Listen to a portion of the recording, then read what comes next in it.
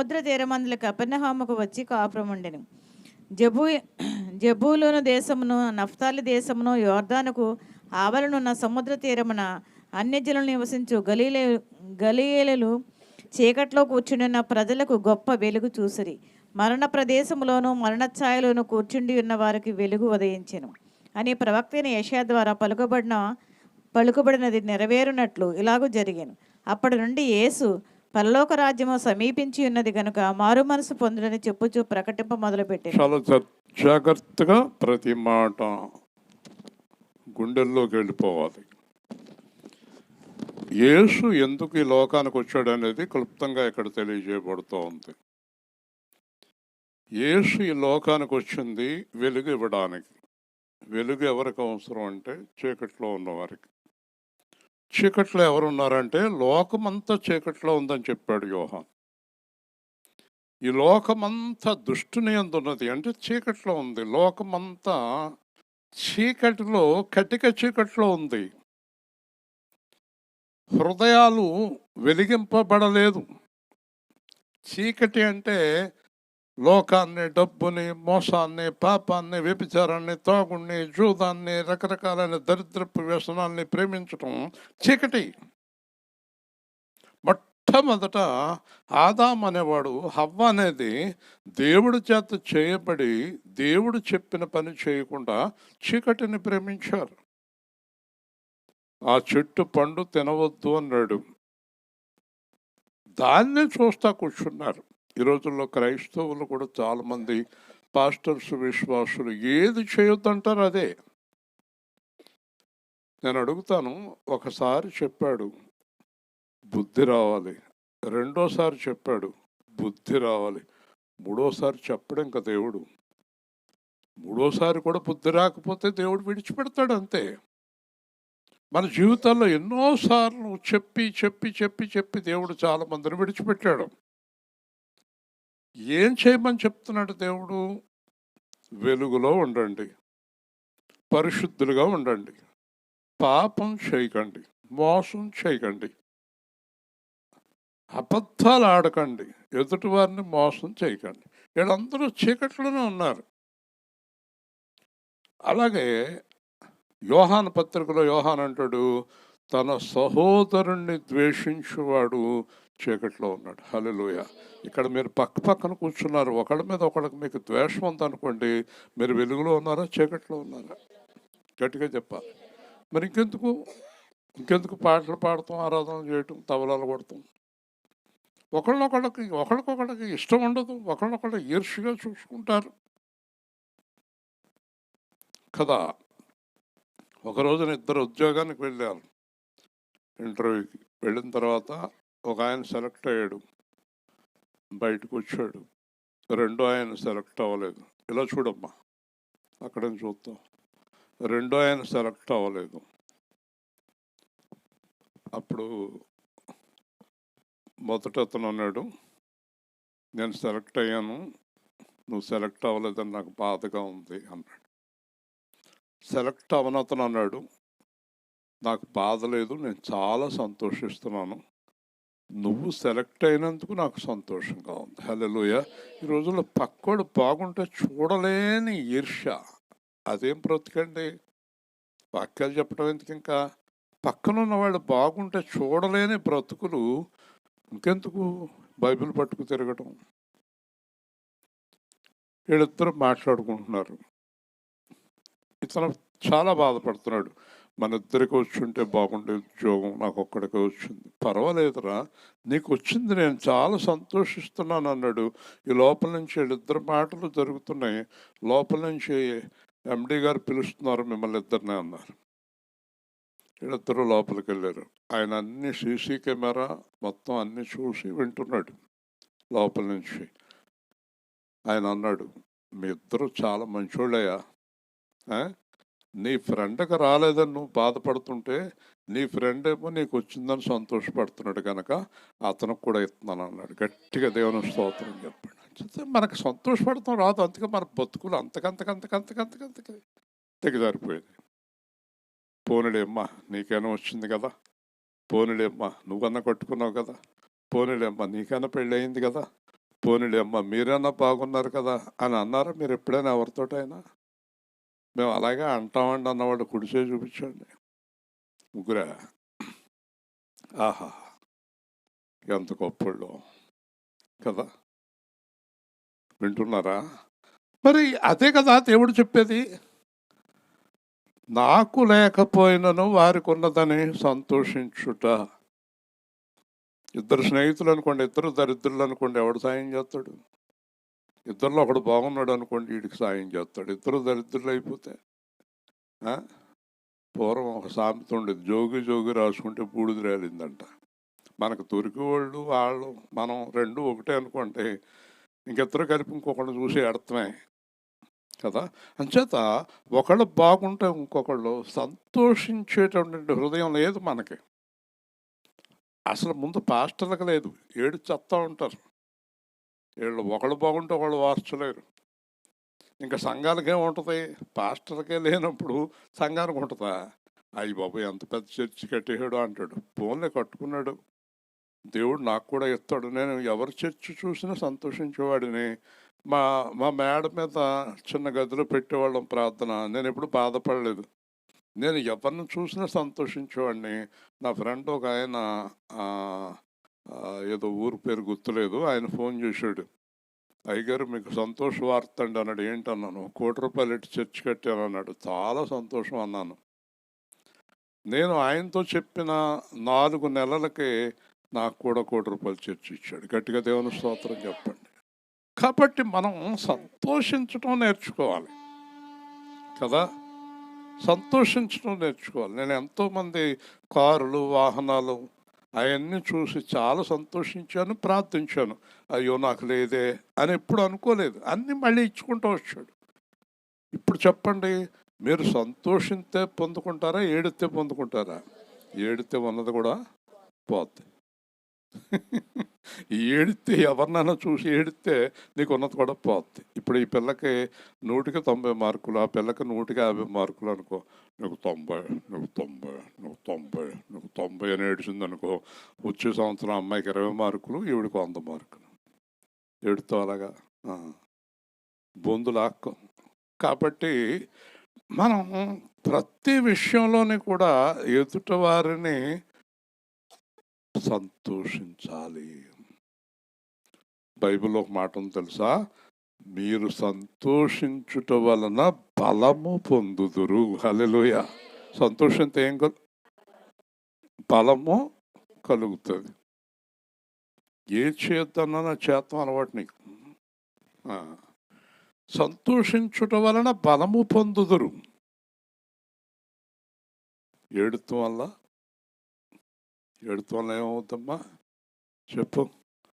బలం తగ్గిపోతుందా?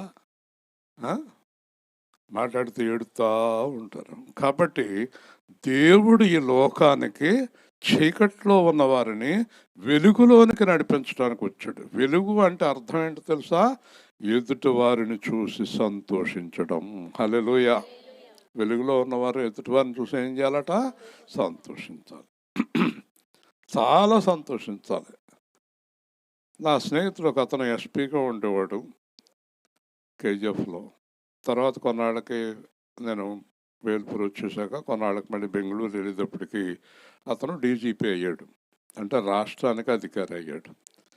అధికారి అయిన తర్వాత నన్ను 2-3 గట్టిగా పట్టుకున్నారు. ఏమండి మాకు పని ఉందండి, డీజీపీ గారి దగ్గరికి వెళ్దామండి అని. నేను అన్నాను, నేను ఇప్పుడు ఉద్యోగంలో లేను, అధికారంలో లేను, అసలు మాట్లాడో అన్నాను. కాదండి రండి అని గట్టిగా బతిమలు తీసుకెళ్ళారు. అతను సునీల్ కుమార్, నాకు బాగా క్లోజ్. లోపలికి వెళ్ళేటప్పటికి చాలా సెక్యూరిటీ ఉంటుంది. పోలీసులు వెళ్ళి మూర్తి గారు వచ్చారని చెప్పాడు. మూర్తి గారు వచ్చారని చెప్తే అతను చేసిన పని ఏంటంటే కుర్చీలోంచి లేచి గుమ్మంకాడికి వచ్చినని తీసుకెళ్ళాడు. హల్లెలూయా. రామ్మూర్తి ఛానల్ ఆయన చూసి ఏళ్ళు అదిరిపోయారు. బాబు డీజీపీ గారికి మీకు ఎంత స్నేహమా? అది తగ్గింపు, చాలా తగ్గింపది. అలాంటి హృదయం ఉండాలి. ఏం మూర్తి ఎలా వచ్చావు అంటే, ఏదో ఊరికే వచ్చాను కాదు, చెప్పు నీకేం కావాలన్నాడు. తర్వాత ఈయన గోకెత్తున్నాడు ఇలాగా, చెప్పు చెప్పు చెప్పు చెప్పు అని. ఇతనికి ఏదో పని కావాలంటే 5 నిమిషాలు ఆర్డర్ వేసాడు, పని అయిపోయింది. గట్టిగా దేవుని స్తోత్రం చెప్పండి. కాబట్టి హృదయం చాలా సంతోషంగా ఉండాలి. యేసు ప్రభు ఎప్పుడూ ఆనందంగా ఉంటాడు. పౌలు ఏమన్నాడు? ఆనందించుడి ప్రభువునందు, మరలా చెప్తున్నాను ఆనందించుడి కదా. ఏడవటం వల్ల బలం తగ్గిపోద్ది, సంతోషించడం వల్ల బలము పెరిగిపోతుంది. ఇక్కడ ఏం జరిగిందంటే, యేసు ప్రభువు జెబులూను నఫ్తాలి అనే ప్రాంతంలో కపెర్నహూమునకు వచ్చి కాపురముండెను. ఈ కాపురముండెను అనే మాటకి అర్థం ఏంటంటే, దేవుడు తన ప్రజలతో కాపురముండెను. హల్లెలూయా. దేవుడు తన ప్రజలతో కాపురముండెను. చూసారా? కాపురము అంటే అర్థం మనకి మొగుడు పెళ్ళాల కాపురం ఒకటే కనపడుతుంది. అది కాదండి. కాపురం ఉండటం అంటే వారితో కలిసి జీవించటం. ఒక ఆశ్చర్యకరమైన విషయం తెలుసా మీకు?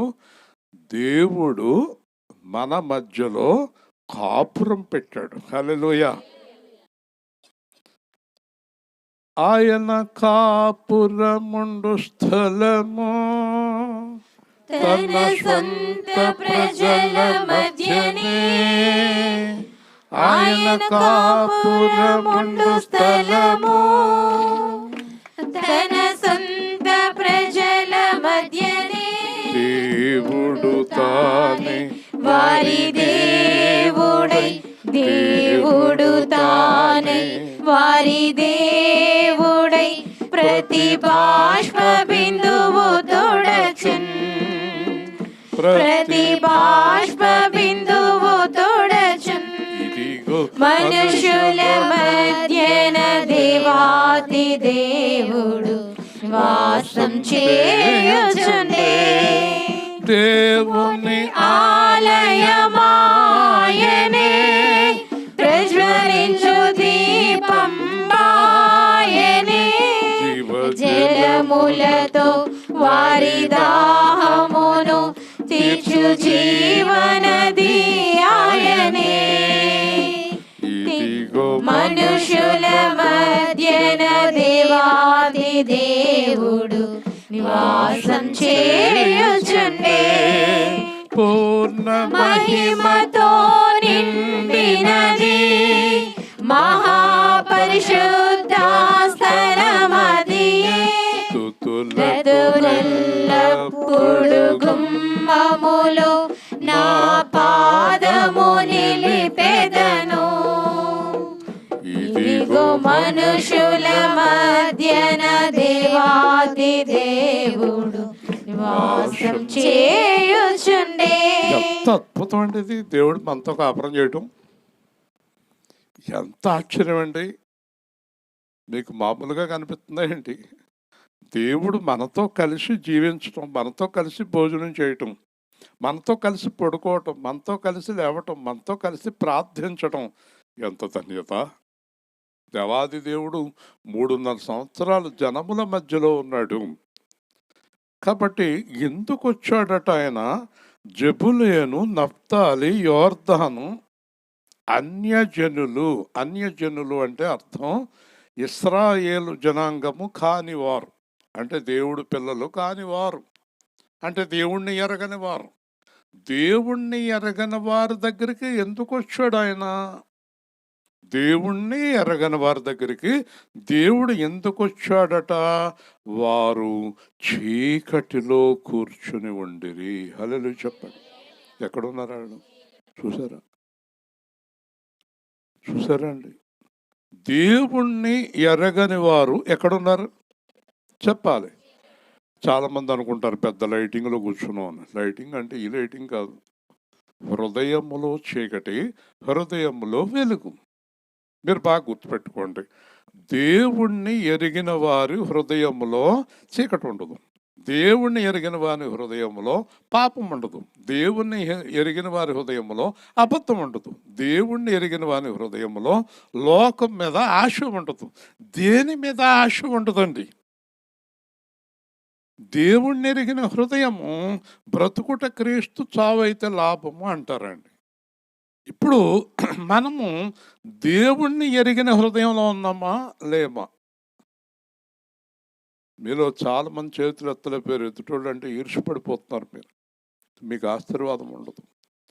ఎప్పుడు బాగుండాలి బాగుండాలి బాగుండాలి అని కోరుకోవాలి.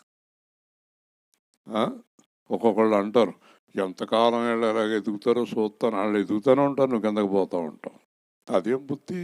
దరిద్ర బుద్ధి. కలిగిన వానికి ఇంకా ఇవ్వబడను, లేని వానికి ఉన్నది తీసివేయబడును అన్నాడు. హల్లెలూయా.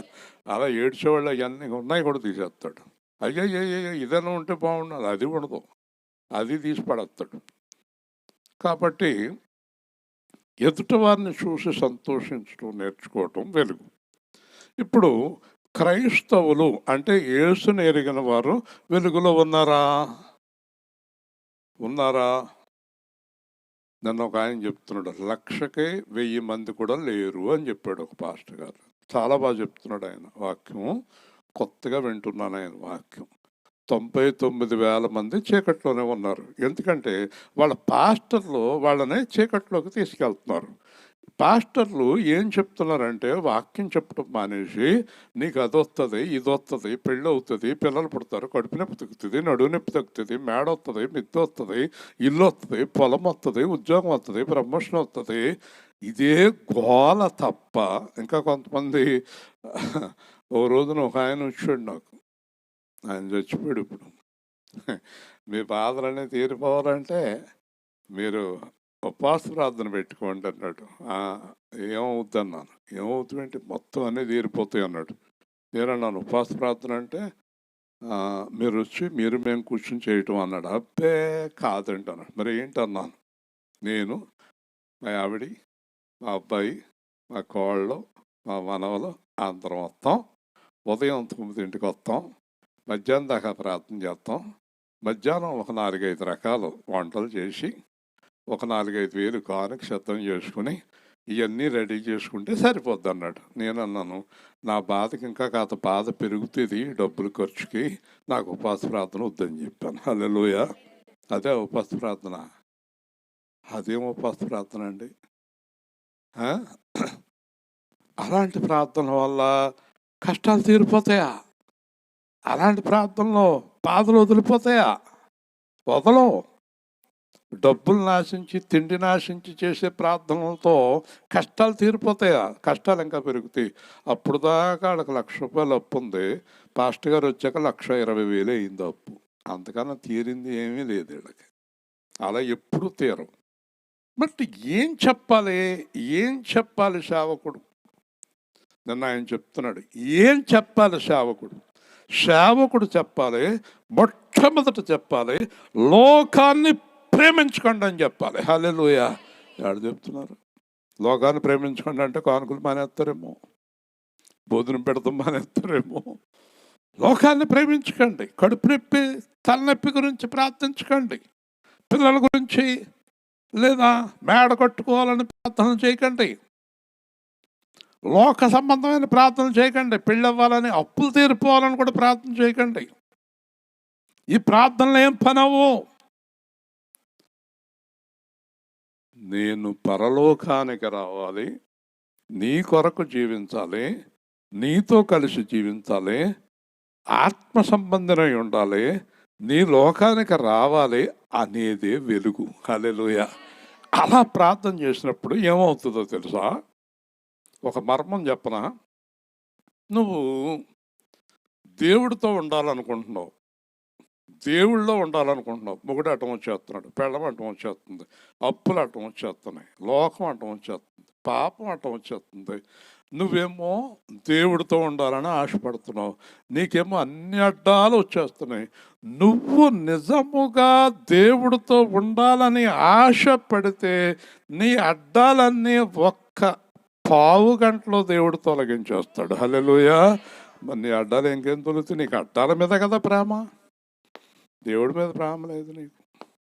ఈ అడ్డాదిడ్డంగా ఉన్న వాటి మీదే ప్రేమ. చాలామంది నా అప్పులు తీరిపోయాక మీ పాదాల దగ్గరికి వచ్చేస్తాను, మా ఆయన మారాక నీ పాదాల దగ్గరికి వచ్చేస్తాను, నాకు ఒక బొడ్డోడు పుట్టాక నీ దగ్గరికి వచ్చేస్తాను, నేను ఒక మేడ కట్టుకున్నాక నీ దగ్గరికి వచ్చేస్తాను. ఓసు పనికి మాలిందానా, ఓసు పనికి మాలినోడా, ముందు నా పాదాల దగ్గరికి రా, తర్వాత అవన్నీ తీసేస్తాను. హల్లెలూయా. అర్థమైందా? అర్థమైందా నీకు? అసలు మర్మం అర్థమైందా? నీ సమస్యలన్నీ తీరాక దేవుడి దగ్గరికి వస్తావా? నేను ఇదే ప్రార్థన చేశాను, నా సమస్యలన్నీ తీరాక వస్తానని. నేను దేవుడి దగ్గరికి వచ్చి 17 సంవత్సరాల తర్వాత నా సమస్యలు తీరినాయి. హల్లెలూయా. మీకు ఇంకా ఎన్ని సంవత్సరాలు పడుతుందో చూసుకోండి మీ అప్పులే తీరడానికి. నాకే 17 సంవత్సరాలు పడితే మీకు 34 సంవత్సరాలు పట్టవచ్చు, అంటే ముసలోడు అయిపోవచ్చు మీరు. అదేంటంటే బాబు ఇలా చెప్తున్నారు? అవును, మీ బతుకు, మీ హృదయం, మీ మనసు మారేదాకా మీ కార్యం నేను ఏది చెయ్యను. దేవుని స్తోత్రం. హల్లెలూయా. ఇలా చెప్పే పాస్టర్ గారి దగ్గరికి వస్తారా విశ్వాసులు? రారు. గోల్మాల్ చేసేవాడు, దొంగ మాటలు చెప్పేవాడు, అదుగదుగదుగు వచ్చేస్తుంది వెనకాల నుంచి. ఏమవుతుంది? పామా? దునపోతా ఎద్దా? ఏమవుతుంది వెనకాల నుంచి? ఏమవుతుంది? ఏంటి వచ్చేది? నువ్వు వచ్చేస్తున్నట్టు వచ్చేస్తుందా? కాబట్టి పౌలు అంటున్నాడు, దేవుని యందు ఆనందించుట వలన మీ కార్యాలు జరుగుతాయి. హల్లెలూయా. మీ అప్పులు తీరుతాయి, మీ అనారోగ్యం పోతుంది. ఇప్పుడు నేను అనారోగ్యంతో ఉంటే సువార్త ప్రకటించగలనా? సువార్త ప్రకటించడానికి కాబట్టి అనారోగ్యం లేదు. అనారోగ్యం తీరాక సువార్త చేస్తానంటే అనారోగ్యం అలాగే ఉంటుంది. వింటున్నావా? మాట్లాడరేంటి? ముఖాలేంటి అలా పెట్టారు? తెల్లబోయినట్టు. వింటున్నారా? మొదట ఈ హృదయం దేవుడి దగ్గరికి రావాలి. హల్లెలూయా. మొదట నీ హృదయం ఎవరి దగ్గరికి రావాలి? తర్వాత ఆయన కార్యం చేస్తాడు. ఇప్పుడు మీకు మాట చెప్పనా? చెప్పండి నాతో కలిసి. ప్రయాసపడి భారం మోసుకుంటూ సమస్త జనులారా నా యొద్దకు రండి, మీకు విశ్రాంతి కలుగును. ఈ మాట మీ ఉద్దేశంలో, ఈ దొంగ పాస్టర్లు చెప్పే మాటల ప్రకారం అయితే, మీ ఉద్దేశంలో అయితే ఇలా మాట్లాడాలి. చెప్పండి నాతో. ప్రయాసపడి చెప్పు. ప్రయాసపడి భారం మోసుకుంటున్న వాళ్ళారా మీకు విశ్రాంతి ఇస్తాను. తర్వాత తాయితీగా నా దగ్గరికి రండి. ఇలా ఉందా బైబిల్లో? మాట్లాడరేంటి? అలా ఉందా బైబిల్లో? ముందు నువ్వు ఆయన దగ్గరికి పూర్ణ హృదయంతో, పూర్ణాత్మతో, పూర్ణ వివేకంతో, పూర్ణ జ్ఞానముతో మొదట దేవుడి దగ్గరికి రావాలి. నా కార్యం ఎప్పుడు చేశాడు? నా హృదయం దేవుడి దగ్గరికి వెళ్తానికి 17 సంవత్సరాలు పట్టిన తర్వాత నా కార్యం ముగించాడు. హల్లెలూయా. ఈ దొంగోడు ఏం చెప్తాడు? 7 వారాలు నూనె పుట్టట్టుకుని సజ్జట్టుకుని వచ్చేస్తే నీ కార్యం అయిపోద్ది. నీ కార్యం అవుతుందో లేదు కానీ ఆడు మాత్రం ఒక మేడ కొట్టుకుంటాడు. నీ బుడ్డి తప్పదు, నీ సజ్జా తప్పదు. మన ఆవిడ అంటుంది, మీరు బైబిల్ అటుకు తిరుగుతారు తప్ప మీకేం వరగదని. నేను నా దగ్గర మాట్లాడుంటే నేను సమాధానం చెప్తాను. మీకు వరగాలి అంటే మీ హృదయం యేసుతో మమేకం కావాలి. హల్లెలూయా. ఏమవ్వాలి? హృదయం యేసుతోటి ఏకమైపోవాలి. హల్లెలూయా. వింటున్నారా? నీ హృదయం దేవుడితోటి ఏకమైపోయి, ఎవ్వరూ నన్ను దేవుడి దగ్గర నుంచి వేరు చేయలేరు అనగలగాలి. అనండి ఒకసారి, చెప్పాలి. ఎవరు నన్ను దేవుడి దగ్గర నుంచి వేరు చేయలేరు అని దేవుడు నమ్మాలి. హల్లెలూయా. ఏమంటాడు దావీదు గురించి? దావీదు నా హృదయానుసారమైన మనుష్యుడు. మోషే గురించి ఏమన్నాడు? నా ఇల్లంతటిలో నమ్మకమైన వాడు. ఆ సర్టిఫికెట్ మనకి ఎవరివ్వాలి? మనమే ఇచ్చేసుకుంటాం. ఓ మాస్టర్ గారు సర్టిఫికెట్ ఇస్తారు ఒక ఆవిడకి. ఏమనుకుంటున్నారు ఈవిడంటే? అసలు ఆవిడంటే ఏమనుకుంటున్నారు? ఎప్పుడు నా ఎదురుగానే కూర్చుంటుంది. తప్పట్లు కొట్టండి, తప్పట్లు కొట్టేస్తాను. ఎప్పుడు నా ఎదురుగుండా కూర్చుంటే ఒరిగిది ఏముంటుంది? ఏం ఒరుగుతుంది? కొన్నాళ్ళకి నువ్వు ఉండవు, లేకపోతే నేను ఉండను, అదే ఒరిగిది. ఇలాంటి తప్పట్లు కాదు, ఇంకొక ఆవిడికి తప్పట్లు. ఆవిడ జీవితంలో ఎప్పుడు దశమ భాగం మానలేదు. తప్పట్లు కొట్టండి. నీ పనికి మనం తప్పట్లు తాగలేయా? ఏం తప్పట్లు మాట్లాడరండి. ఒక ఆయన చెప్తున్నాడు అత్తిల్లో, అమ్మగారు ఏది వండినా నాకే, ఏది వండినా నాకే, ఏది వండినా నాకే. అలా ఆయన అంటున్నాడు, నాకు పెట్టదాడి పట్టిపోద్దని. మొగుడికి పెట్టదంట, పాస్టర్ గారు పట్టిపోద్దంట. ఇదేం దిక్కుమాలిందండి బాబు. ఆయన చెప్తున్నాడు, అలా ఆయన ఉన్నాడని చూసుకోవద్దా? ఏది వండినా నాకే, ఏది వండినా నాకే. అలా ఆయన ఎప్పుడు ఉండేవే, ఎప్పుడు పట్టుకెళ్ళేవే? వింటున్నారా? ముక్కలేమో పాస్టర్ గారికి, గుజ్జేమో మొగుడిగా. మీరు ప్రేమించవలసింది పాస్టర్ గారిని కాదు, దేవుణ్ణి. పాస్టర్ గారిని గౌరవించాలి. దేవుని స్తోత్రం. హల్లెలూయా. ఎలా ప్రేమించాలి? నా కోసమే నీ జీవితం శ్రమల పాలై నలిగింది, నా కోసమే నీ జీవితం శ్రమల పాలై నలిగింది. నీ గొప్ప త్యాగము వేరెవరు చేయగలేనిది. అందుకే కన్నీటితో నిన్ను అభిషేకింతును, నా ప్రభువా, నా దేవా, నా దేవా, నా దేవా, నా దేవా. మరువలేను నీ త్యాగం, మరణము గెలచిన నా ప్రభువా, మరువని వాడవని, నన్ను విడువని వాడవని. అందుకే కన్నీటితో నిన్ను అభిషేకింతును, నా ప్రభువా, నా దేవా. ఏమన్నాడు తెలుసా ఆవిడతోటి? అమ్మా, నువ్వు నన్ను విస్తారంగా ప్రేమించావు గనక నీ విస్తారమైన పాపములు క్షమించబడినవి. హల్లెలూయా. పెళ్ళవంటే ఎంత ప్రేమో! పెళ్ళ వెనకాల చెంగొట్టుకుని తిరుగుతూనే ఉంటాడు 24 గంటలు. మొగుడంటే ఎంత ప్రేమో! ఎక్కడున్నా సరే, ఎక్కడున్నావయ్యో అని ఫోన్ చేస్తుంది. అబ్బా, పిల్లల మీద ప్రేమ, మొగుడి మీద ప్రేమ, డబ్బుల మీద ప్రేమ. ఇంకొక ఆవిడేమో, ఏమయ్యా ఇంకా రాలేదు, వంట చేశాను, ఎన్నో తారీఖుని? 1వ తారీఖునంట. అదేంటి 1వ తారీఖునే వంట చేస్తుందా? ఆవిడ జీతం మీద ప్రేమ. ఇలాగా మనుషులు దొంగ ప్రేమలు, కపట ప్రేమలు, వీళ్ళ ప్రేమ డైవర్ట్ అవ్వాలి. నిజమైన ప్రేమ దేవుడి మీదకి మళ్ళాలి. హల్లెలూయా.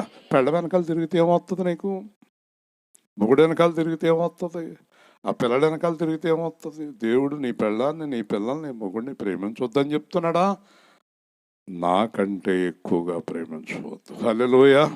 దేవుడి కోసం అవసరమైతే విడిచిపెట్టగలిగినంత సామర్థ్యం ఉండాలి మనకి. అవసరమైతే దేవుడి కోసం ఏదైనా విడిచిపెట్టగలిగినటువంటి సమర్థత ఉండాలి. అంటే అంత అధికముగా మనం దేవుణ్ణి ప్రేమించాలి. దేవుడు మనలను ఎంత అధికముగా ప్రేమించాడంటే తన ప్రాణము కంటే ఎక్కువగా. హల్లెలూయా. మరి మనలను ఆయన ప్రాణం కంటే ఎక్కువగా ప్రేమిస్తే మరి మనం ప్రేమించొద్దా? ఆయన్ని ప్రేమించొద్దా? మీరు అలా ప్రేమించకపోవటం చేత చాలా ఇబ్బంది పడుతున్నారు. మీరు మీ జీవితాల్లో వెలుగు లేదు, ఉత్సాహం లేదు, సంతోషం లేదు. కనుక చీకటిలో కూర్చుని ఉన్న ప్రజలు గొప్ప వెలుగు చూసిరి. హల్లెలూయా. ఏ వెలుగు చూశారు? ఏదో ప్రార్థన పెట్టించుకున్న ఆవిడ ఉండాలి కదా. గొప్ప వెలుగు చూసిరి. మామూలు వెలుగా? ఏ వెలుగు చూసారా? 99 మార్చి ప్రతి రాత్రి నా దగ్గరకు వచ్చి గొప్ప వెలుగు దేవుడు చూపించాడు. ఈ వెలుగు దేవుని వెలుగు, దేవుని వెలుగు, హృదయము వెలిగించే వెలుగు. నెమ్మదిగా పూర్తిగా ఆయన వెలుగులోకి వచ్చి నా జీవితం నుంచి మొత్తం చీకటి తొలగిపోయింది. హల్లెలూయా. ఆయన వెలుగు మొత్తం ప్రకాశిస్తుంది అన్నమాట. కాబట్టి వాళ్ళు ఒకటి చీకట్లో కూర్చున్నారు, రెండు మరణ ఛాయ మరణ ప్రదేశంలో ఉన్నారు. ఒకటి చీకటి, రెండు గట్టిగా చెప్పాలి మరణం ఎందుకు వచ్చింది? పాపాన్ని బట్టి, చీకటిని బట్టి మరణము. యేసు ప్రభు ఏం చేశాడు? చీకటిలో నుండి వెలుగులోనికి చెప్పాలి. చీకటిలో నుండి, గట్టిగా చెప్పండి, ఊపిరి లేని వాళ్ళ కూర్చుంటారేంటో. చీకటిలో నుండి వెలుగులోనికి చెప్పాలి. చీకటిలో నుండి అపవాది నుండి దేవునిలోనికి చెప్పాలి. మరణము నుండి జీవములోనికి. హల్లెలూయా. ఎంత గొప్ప రక్షణ! మనందరినీ చీకట్లోంచి వెలుగులోంచి, దెయ్యంలో నుంచి దేవుళ్ళలోకి, మరణం నుండి జీవంలోనికి నడిపించడానికి యేసు వారి మధ్యలో కాపురం ఉన్నాడు. హల్లెలూయా. దేవుడు మనుషుల మధ్యలో కాపురం ఎందుకున్నాడో తెలుసా? మన బ్రతుకులను మార్చడానికి. నాకు బాధాకరమైన విషయం ఏంటంటే, ఎంత వాక్యం వింటారు కదా, ఇన్ని సంవత్సరాల నుంచి సువార్తకు వస్తున్నారు కదా, మీకు మరణం నుంచి జీవంలోనికి, చీకట్లోంచి వెలుగులోనికి, అపవాది నుంచి దేవుళ్ళలోకి వచ్చారా? వచ్చిన ముఖాల్లాగా కనిపిస్తున్నాయా మన ముఖాలు? పేడగొట్లాడుతూ ఉన్నాయా? కొంతమంది అంటారు, ఆ ముఖం పేడగొట్లాడుతూ ఉంది బాబోయ్ అంటారు. కారణం, వాళ్ళు ఏదో వేదనలో ఉన్నారు. ఏంటా వేదన? ఏంటా వేదన చెప్పనా? దేవుడి గురించి కాదు, లోకము గురించి వేదన. హల్లెలూయా. లోకము గురించి వేదన పడేవారు వెలుగులో లేరు. ఎన్ని వేదనలున్నా, ఎన్ని కష్టాలున్నా, ఎన్ని శ్రమలున్నా, హృదయము దేవుళ్ళో ఉన్నవారే వెలుగులో ఉన్నారు. మొదట నా దుఃఖం తీరిపోతే, మొదట నా బాధ తీరిపోతే ఎంత బాధ ప్రభువా.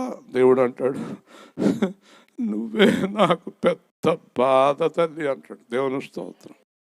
అదే ఏడుపు. దేవుడి దగ్గరికి వచ్చేటప్పటికి ఏడుపు. మిగతా టైంలో అంటూ ఉంటుంది. ఆ దేవుడి దగ్గర రాగానే ఏడుపు మొదలెడుతుంది. ఎందుకు ఏడుతుందో తెలదు. నా మొగుడు మారలేదు ప్రభు, నా కొడుకు మారలేదు ప్రభు, నా కూతురు మారలేదు ప్రభు, అమ్మా నువ్వు అసలు మారలేదు తల్లి అంటాడు దేవుడు. దేవుని స్తోత్రం. నువ్వు అస్సలు మారలేదు. నీ బతుకంతా మొగుడు, కూతురు, పెళ్ళం, కొడుకే, డబ్బులే, తిండే, సుఖమే, రోగమే. యేసు ప్రభు ఏం చెప్పాడు? ఎవరి రక్షణ వారిది, ఎవరి రక్షణ వారు కాపాడుకోవాలి. హల్లెలూయా. నీ మొగుడు రక్షణ లేకపోతే, నీ కూతురు రక్షణ లేకపోతే, నీ కొడుకు రక్షణ లేకపోతే నీ రక్షణ పోగొట్టుకుంటావా? మాట్లాడమే, పోగొట్టుకో. వాళ్ళ గురించి ఏడిసి నీ రక్షణ పోగొట్టేసుకో. వద్దు. ఎవరికి వాళ్ళే దేవుడితో అనుబంధం కలిగి ఉండాలి. హల్లెలూయా. ఎందుకంటే మనం జంటలుగా తీసుకెళ్ళడు పరలోకాన్ని. ఒకళ్ళని వదిలేస్తాడు, ఒకళ్ళని తీసుకెళ్తాడు. ఇద్దరు దేవుళ్ళు ఉంటే ఇద్దరిని తీసుకెళ్తాడు. హల్లెలూయా. ఏమని ఏడాలి? నువ్వు ఏడవలసిన విధానం ఏంటి? దేవుడి దగ్గర ఏమని ఏడాలి? అయ్యా నా రక్షణ పోగొట్టుకోను, నువ్వు నాకు ఇచ్చిన ఈ ఆత్మను పోగొట్టుకోను, నువ్వు నాకు ఇచ్చిన దాన్ని దేన్ని పోగొట్టుకోను తండ్రి, నన్ను విడిచిపెట్టుకు అని ప్రార్థించి తర్వాత నీ భర్త గురించి, నీ పిల్లల గురించి ప్రార్థన చేయి. దేవుడు చిత్తం అయితే వాళ్ళు రక్షణకు వస్తారు, లేకపోతే పోతారు. దేవుని స్తోత్రం. హల్లెలూయా. ఎవరు నన్ను చెయ్యి విడుచునా యేసు చెయ్యి విడువడు, ఎవరు నన్ను చెయ్యి విడుచినా యేసు చెయ్యి విడువడు, చెయ్యి విడువడు, విడువడు, చేయి విడువాడు, నా చేయి విడువాడు. తల్లి ఆయనే, తండ్రి ఆయనే, తల్లి ఆయనే, తండ్రి ఆయనే, లాలించును పాలించును, లాలించును పాలించును. ఎవరు నన్ను చేయి విడచిన యేసు చేయి విడువడు. ఆత్మచేత అభిషేకించి, ఆత్మచేత అభిషేకించి, వాక్యముతో నడుపుచున్నాడే, జీవవాక్యముతో నడుపుచున్నాడే. ఎవరు నన్ను చేయి విడచిన యేసు చేయి విడువడు. రక్తము తోడా కడిగి వేసాడే, రక్తము తోడా కడిగి వేసాడే, రక్షణ సంతోషం నాకు ఇచ్చాడే, రక్షణ సంతోషం నాకు ఇచ్చాడే. యేసు ప్రభు ఏం చెప్పాడు? లోతు పరిగెడుతున్నాడు, కూతుళ్ళు పరిగెడుతున్నారు. ఆవిడ ఏం చేసింది? నా కొంప ఏమైందో. ఏం కొంప? దాని కొంప ఊరంతా కాలిపోతుంటే దాని కొంప కావాల్సి వచ్చిందా? వెనక్కి చూసి ఏమైంది? ఉప్పు స్తంభం అయింది. ఇప్పటికే ఉందంట ఆ స్తంభం అక్కడ. దేవుడు ఏమంటున్నాడు? సాక్షాత్ యేసు ప్రభు చెప్పాడు, వెనక్కి చూసేవాళ్ళు అందరూ ఉప్పు స్తంభాలే. మీలో ఎంతమంది ఉప్పు స్తంభాలు ఉన్నారో? వెనక్కి. మరి మా అబ్బాయి అండి, మరి మా ఆయన అండి, మరి నా కూతురండి, నాకు చిన్నదంటే చాలా ప్రాణం అండి, మరి అదండి. నీ ప్రాణాలన్నీ ఇక్కడే, అక్కడ కాదు. వింటున్నావా? నువ్వు దాన్ని బట్టి రక్షణ పోగొట్టుకోకు. ఆ డబ్బును బట్టి, బిల్డింగ్ని బట్టి రక్షణ పోగొట్టుకుంది. ఏషావు అనేవాడు చిక్కుడుగాయల కూర కోసం రక్షణ పోగొట్టుకున్నాడు. వీళ్ళు బతుకులు తాగలయ్యని. వీళ్ళందరూ మళ్ళీ బైబిల్ పెట్టుకుని బయలుదేరుతారు. మేము దేవుడి పిల్లలం అని. మీ దేవుడి పిల్లలా? దేవుడి పిల్లలంటే సమస్తాన్ని విడిచి ఆయన్ని వెంబడించాలి. హల్లెలూయా. దేవుడి పిల్లలంటే ఏంటనుకుంటున్నారు? ప్రతీది పట్టించుకుంటే దేవుడి పిల్లలు అవుతారు మీరు. ఇంకోటి ఏం తెలుసా మీకు? ఎవరైతే అలాగ దేవుడి కోసం జీవిస్తారో వాళ్ళ అవసరాలన్నీ దేవుడే చూసుకుంటాడు. హల్లెలూయా. వాళ్ళ అవసరాలు ఎవరు చూసుకుంటారు? మరి మీ అవసరాలు మీరే చూసుకుంటారా? మీ అవసరాలు మీరే చూసుకోండి. అయితే దేవుడికి సంబంధం లేదా? కాబట్టి ఈ మరణ ఛాయల్లో ఉన్న వారికి వెలుగు ఉదయించెను. హల్లెలూయా. ఇప్పుడు అర్థమైందా? ఒక్క మాట చెప్పండి, వెలుగులోకి వచ్చిన వారు ఎలా ఉంటారు చెప్పాలి. ఇప్పుడు దాకా చెప్పాను కదా ఎలా ఉంటారు. యేసులాగా, పౌల్లాగా, పేతురులాగా, దానియేలులాగా, యోహానులాగా ఉంటారు. హల్లెలూయా. అలా లేని వాళ్ళు అందరూ దేంట్లో ఉన్నారు? కటిక చీకట్లో. చీకట్లో కాదు, కటిక చీకట్లో. కాబట్టి అప్పటి నుండి యేసు రెండే విషయాలు, పరలోక రాజ్యము, మారు మనసు. చెప్పండి. అసలు యేసు ప్రభు ఈ లోకానికి వచ్చింది ఎందుకండి? పరలోక రాజ్యము మనకివ్వడానికి. చెప్పండి. పరలోక రాజ్యం అంటే ఈ లోక రాజ్యాలన్నీ పగలగొడుతుంది. మనకు పరలోక రాజ్యము ఎప్పుడు ఇస్తానంటున్నాడు? అక్కడే చెప్పాడు, మారు మనసు పొందిన తరువాత. దేవుని స్తోత్రం. హల్లెలూయా. బ్యాంకులోకి వెళ్ళారు ఒక ఆయన, నాకు ₹1,00,000 అప్పు కావాలని వెళ్ళాడు. మేనేజర్ గారికి కేకేశారు, మీరు ఇదివరకు ఇక్కడ అప్పు 25,000 ఉంది. అవునండి ఉంది. 25,000 తీర్చిన తర్వాత రండి అన్నాడు. అది కాదండి, ఆ 25,000 కట్ చేసుకుంటే 75,000 ఇవ్వండి అంటున్నాడు. ఆహా, ఏమి తెలివి. ఆయన అన్నాడు, రూల్స్ ఒప్పుకోండి, మీరు ఆ 25,000 కట్టిన తర్వాత కానీ నాకు ఇక్కడికి వచ్చి కనబడొద్దు అన్నాడు. యేసు ప్రభు అంటున్నాడు, మారు మనసు వచ్చిన తర్వాతే మీకు నాకు సంబంధము. హల్లెలూయా. గట్టిగా చెప్పాలి. మారు మనసు వచ్చేదాకా మీరెవరు, నేనెవరు? మిమ్మల్ని నేను ఎరగను. ఈరోజు దేవుడు నాతో మరొక్కసారి మాట్లాడాడు. చక్కగా మాట్లాడతాడు. మారు మనసు వచ్చే వరకు మీకు నాకు సంబంధము లేదు. చెప్పండి అందరూ ఈ మాట గట్టిగా గట్టిగా చెప్పాలి. గట్టిగా చెప్పమంటే చెప్పు గట్టిగా. మీకు నాకునా? ఎవరికి? యేసు ప్రభువుకి నీకు. చెప్పండి. యేసు ప్రభువుకి నాకు అనండి. ఇప్పుడు ఎలా చెప్పండి. నేను మారు మనసు పొందే వరకు యేసు నన్ను ఎరుగుడు. ఇంకెందుకు ప్రార్థన? ఇంకెందుకు స్తుతులు స్తోత్రాలు? ఇంకెందుకు తప్పట్లు తాళాలు? అర్థమైందా? స్పష్టంగా చెప్తున్నాడు. మారు మనస్సు పొందితేనే పరలోక రాజ్యం. చాలా స్పష్టంగా గుర్తుపెట్టుకోండి. ఇంతకీ మారు మనసు అంటే ఏంటి? వెలుగు. మారు మనసు అంటే వెలుగు. ఈర్ష్య ఉండకూడదు, ద్వేషం ఉండకూడదు, అసూయ ఉండకూడదు, కక్షలు ఉండకూడదు, పాపం ఉండకూడదు, ధనాపేక్ష ఉండకూడదు, లోకాపేక్ష ఉండకూడదు. పిల్లలతో చెప్పాలి, భర్తతో చెప్పాలి, భార్యతో చెప్పాలి, అందరితో చెప్పాలి. మనకి ఈ లోకానికి సంబంధం లేదు. నేను ఒక రోజున వెళ్ళిపోతాను, మీరు వెళ్ళిపోతారు, అందరం వెళ్ళిపోతాం. ఈ లోకం కోసం మన అబద్ధాలు ఆడి, మోసం చేసి, ఎవరికో తగాలు చేసి, కుట్రలు చేసి, నానా నాటకాలు ఆడి బతకొద్దల బతికితే నరకానికి పోతామని మొగుడికి, పెళ్ళానికి, పిల్లలకి, బంధువులకి అందరికీ చెప్పాలి. హల్లెలూయా. అంతేగాని ఇద్దరం కలిసి అబద్ధం ఆడదామే, ఇద్దరం కలిసి అబద్ధం ఆడదామే. ఏం జరిగిందమ్మా విజయ్ గారు? ఆననీయ సప్పారు, ఇద్దరు ఏమయ్యారు? స్పాట్లో చచ్చారు. వీళ్ళిద్దరు ఇంటికాడ ఏం మాట్లాడుకున్నారో? నువ్వు వెళ్ళి ముందు అబద్ధం చెప్పు, నేను వచ్చి మళ్ళీ అబద్ధం చెప్తాను అన్నాడు. ఇద్దరు కలిపి ఏమయ్యారు? చచ్చారు. అది లెక్క.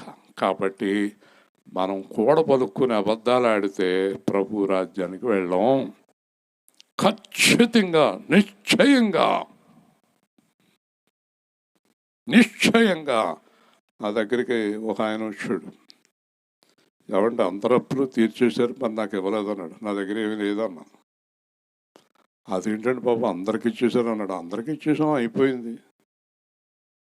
నువ్వు వచ్చేటప్పటికి నా దగ్గర ఉన్నదంతా అయిపోయింది, మళ్ళీ నాకు వస్తే ఇస్తాను, నా దగ్గర ఏమీ లేదన్నాను. మీరు ఆశ్చర్యపోతారు కదా. ఆయన అన్నాడు, పోనీలేండి, అందరికి ఇచ్చేశారు కదా, నాకు వచ్చాక ఇస్తానంటున్నారు కదా, పోన్లేండి, అంతకి 5,000 వండించుకోండి అని 5,000 ఇస్తున్నాడు.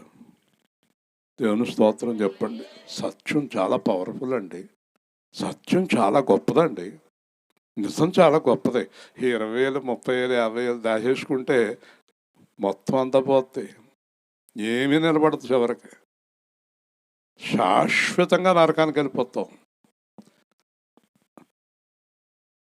మీ దగ్గర ఇంతే ఉన్నదా? పేతురు అన్నాడు అననీయుతో, ఏమయ్యా నీ దగ్గర ఇంతే ఉందా? ఇంతే ఉంది. అయ్యయ్యో, ఎందుకయ్యా అబద్ధం ఆడేవు అన్నాడు. చచ్చిపోయాడు.